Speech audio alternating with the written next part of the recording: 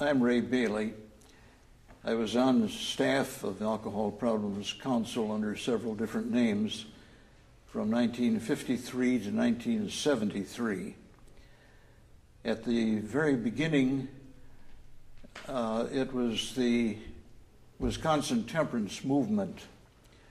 There were several other organizations at the time, but most of them had become, all of them had become inoperative.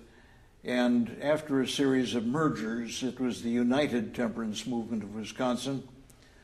And ultimately, because of confusions on the word temperance, we changed the name to Alcohol Problems Council of Wisconsin. Our work changed. At the very beginning, when I was on the staff, it was to raise money. And that was very difficult to do. The names I was given were people who would perhaps put $1 into a church offering. And we had some very good, strong supporters.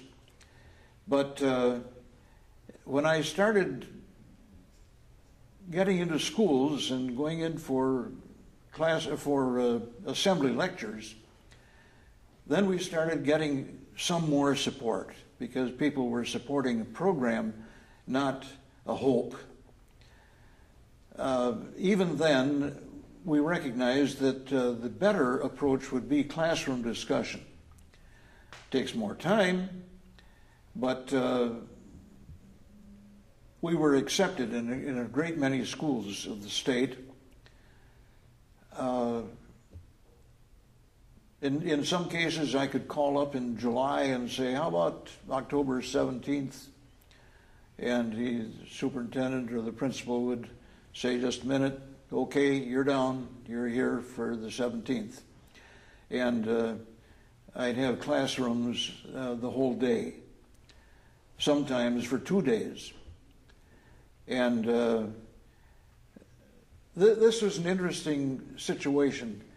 There would be some skeptics, knowing they were going to hear about alcohol, would strut into the room with a swagger, implying that we're going to show this guy something. And then we would start the discussion. And I would do it by asking questions and putting 2 lists on the board. Reasons why people drink, good, bad, or indifferent, true or false, whether you accept them or not, but as long as you know somebody does.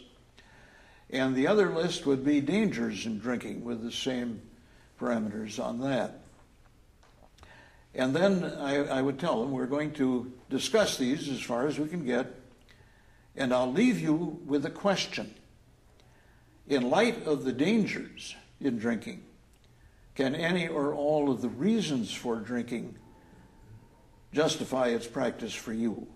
It's for you to decide for you. Not you for anyone else, not anyone else for you. Well, this was a fair approach. And in the course of the discussion, some of these swaggerers would take part seriously.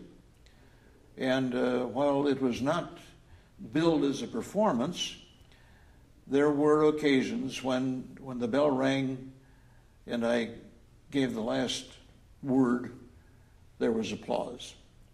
They appreciated the approach. Well, through the years now, and even while I was still in it, it was beginning to change. But now, practically, if not every high school has its own program on alcohol and other drug problems. And so our need is gone. We have to have a totally different kind of a program. And while I haven't been on the board all of these years, I have been most of them, and the current board is working on a different kind of approach, different things that we can do, and others will tell about that. But it's been close to me. I've been a part of it since 1953.